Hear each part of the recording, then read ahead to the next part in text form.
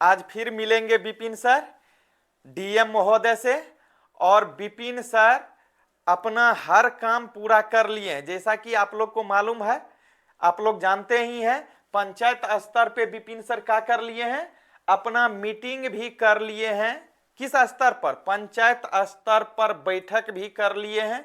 क्यों? इसलिए कि एक जनप्रतिनिधि जो होते हैं और एक शिक्षक भी हैं, उनका विरोध करना मतलब उनका अपमान करना कहां से सही है।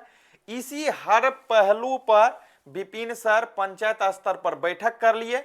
और विपिन सर आज कहां जाएंगे? डीएम साहब से मिलने के लिए जा रहे हैं। और सबसे बड़ी बात यह है कि डीएम साहब से आज विपिन सर 4-5 क्वेश्चन करेंगे, जिसमें पहला क्वेश्चन विपिन सर ये करेंगे, उनका कहना है कि हम जो जाएंगे तो पहले हम डीएम साहब के कार्यालय जो जाएंगे विधिवत उससे मिलेंगे।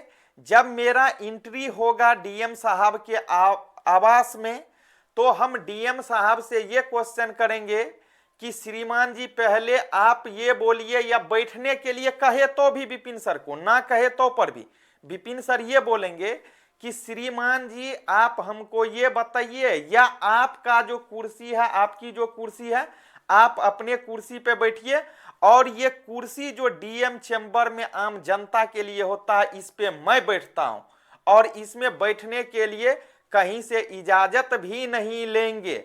और ये क्वेश्चन करेंगे डीएम साहब से, क्या जनता के लिए जो कुर्सी है, क्या उस कुर्सी पे जनता बैठ सकता है या नहीं। इस क्वेश्चन पे डीएम साहब को अपनी गलती मानना ही होगा 100%, आप लोग याद रखिए।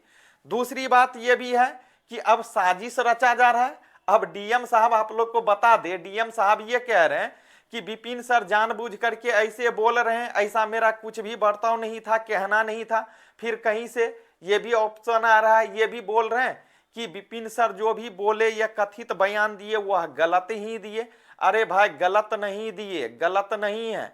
गलत रहता तो आज पूरे पंचायत का लोग उनके साथ नहीं होते, समझ रहे हैं ना।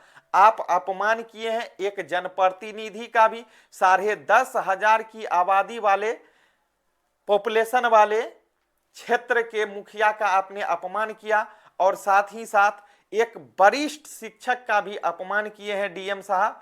ये कतई शोभनीय नहीं है।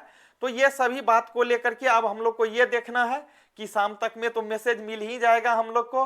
तो देखेंगे विपिन सर से क्या क्या बातचीत हुई। विपिन सर तो आएंगे ही ऑनलाइन, बोलेंगे ही, तो आगे बताएंगे। तो याद रखिए विपिन सर आज क्या करने वाले हैं, आर या पार करने वाले हैं। विपिन सर क्या करने वाले हैं, आर या पार की लड़ाई लड़ना है।